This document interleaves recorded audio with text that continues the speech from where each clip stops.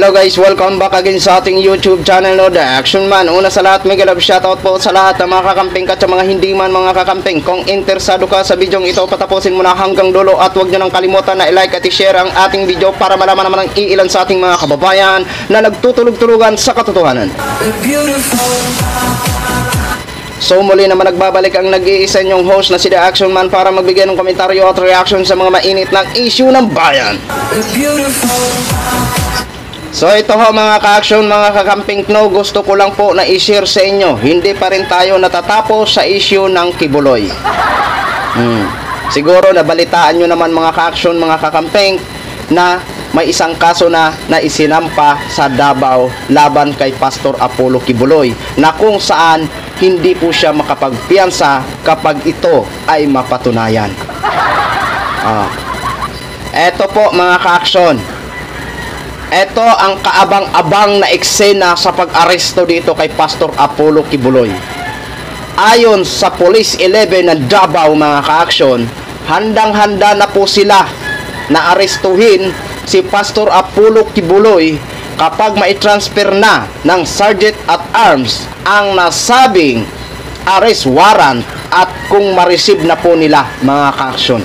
Handang-handa na po sila kung sakaling sumugod ang mga taga-suporta ni Pastor Apollo Kibuloy if ever na arestuhin na si Kibuloy ho mga ka-action. Ngayon natin malalaman kung gaano katapang itong mga taga-suporta ni Pastor Apollo Kibuloy kapag inaresto na ito at magpaharang-harang. Yun po ang paliwanag ng ating kapulisan sa Davao. Kahit pa sumugod o bumalakid pa ang mga alipores o mga taga-suporta ni Pastor Apollo Kibuloy, aarestuhin nila.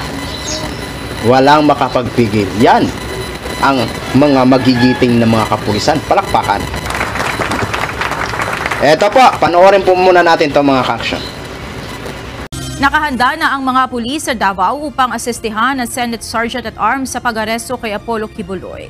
Ayon kay Police Regional Office 11 Director Police Brigadier General Alden Delvo, sa ngayon ay wala pa namang nakikipag-ugnayan sa kanila mula sa Senado ukol dito. Sinabi pa ni Delvo na mayroon din silang mga contingency measures sakaling sumugod ang mga supporter ni Kibuloy. Gayunman, payapaan nilang isisilbi ang warrant of arrest si Kibuloy kahit na humarang ang mga supporter nito. Kami dito, we're just preparing also if ever yung warrant ay madala na dito sa Davao or transmitted to us, no, to PRO 11. And if the Sergeant at Arms of the Senate or the Congress, whoever the warrant is addressed to, no, kung sasama pa sila dito and we will assist them, we will see. But this is just a normal police process of serving a warrant. PRO 11 is ready to serve that.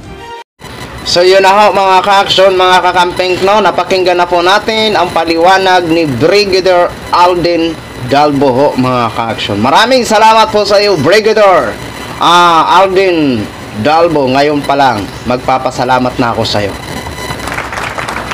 Sana po yan ang mga gusto naming mga kapulisan. Walang kikilalanin kahit ikaw pa ang isa sa mga makapangyarihang tao dito sa mundo.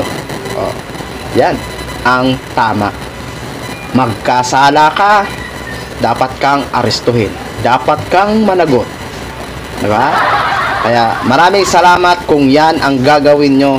Saludo po kami sa inyo at sana maging matagumpay ang pag-aresto nyo dito kay Pastor Apollo Kibuloy ho mga ka-action.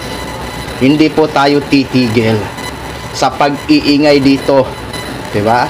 Para makamit ang hustisya na gustong makamit na matagal nang makamit ng ating mga ilan sa mga testigo ni Senadora Risa Hontiveros na niyurakan ni Kibuloy ang kanilang mga kakayahan o digdidad ho mga ka-action. Kaya tayo, hindi ito masama kung sila may mga supporters na sumisigaw at ipinagtatanggol nila. Tayo naman ang kakampi ng mga naaapi, diba? So yun lang ho mga ka-action, mga kakamping, no? Gin-share ko lang ho sa inyo. Maraming salamat po sa ating mga viewers, Luzon, Visayas, South Mindanao, all over the world. Ako po ang inyong lingkod, si The Action Man. Have a good day, everyone. Beautiful.